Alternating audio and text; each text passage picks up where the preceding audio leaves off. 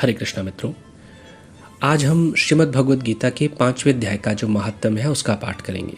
इसमें श्री भगवान बोलते हैं, देवी अब सब लोगों द्वारा सम्मानित 5वें अध्याय का महात्म्य संक्षेप से बताता हूँ, सावधान होकर सुनो।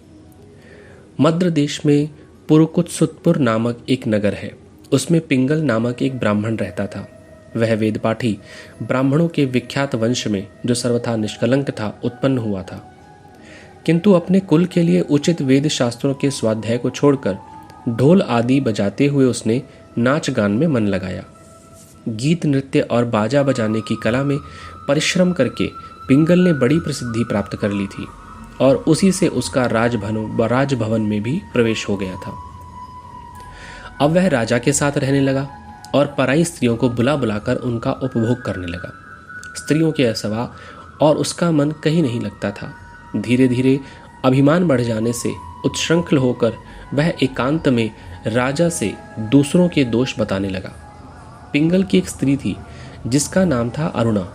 वह नीच कुल में उत्पन्न हुई थी और कामी पुरुषों के साथ विहार करने की इच्छा से सदा उन्हीं की खोज में घुमा करती थी।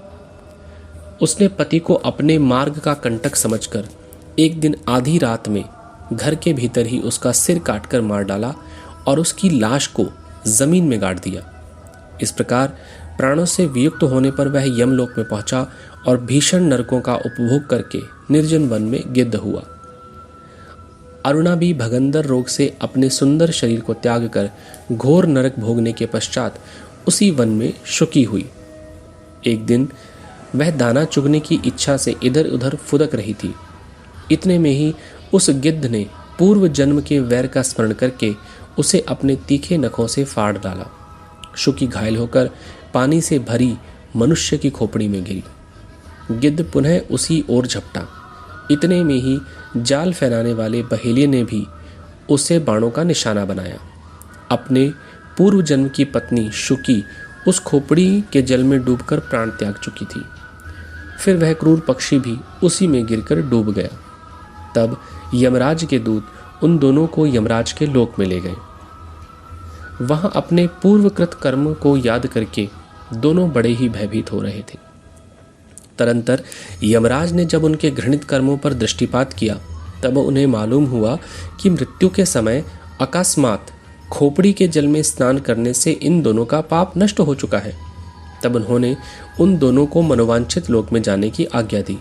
यह सुनकर अपने पाप को याद करते हुए वे दोनों बड़े विस्मय में पड़े और पास जाकर धर्मराज के चरणों में प्रणाम करके पूछने लगे कि हे भगवान, हम दोनों ने पूर्व जन्म में अत्यंत घृणित पाप का संचय किया था।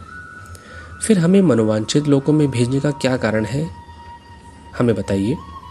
यमराज ने कहा, गंगा के किनारे वट नामक एक उत्तम ब्रह्मज्ञानी रहते थे। वे एकांत सेवी, ममता रहित, शांत, विरक्त और किसी से भी द्वेष न रखने वाले थे।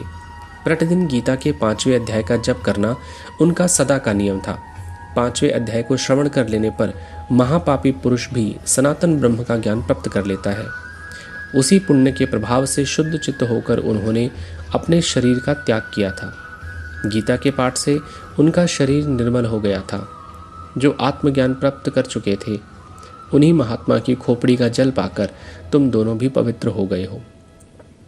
अतः अब तुम दोनों मनोवांछित लोकों को जाओ, क्योंकि गीता के 5वें अध्याय के महात्म्य में से तुम दोनों शुद्ध हो गए हो। श्री भगवान कहते हैं, सबके प्रति समान भाव रखने वाले धर्मराज के द्वारा इस प्रकार समझाए जाने पर वे दोनों बहुत प्रसन्न हुए और विमान पर बैठकर वैकुंठ धाम को चले गए। इस प्रकार श्रीमद् भगवद गीता के 5वें अध्याय का जो महात्म्य है उसका पाठ संपूर्ण हुआ। हरे कृष्णा।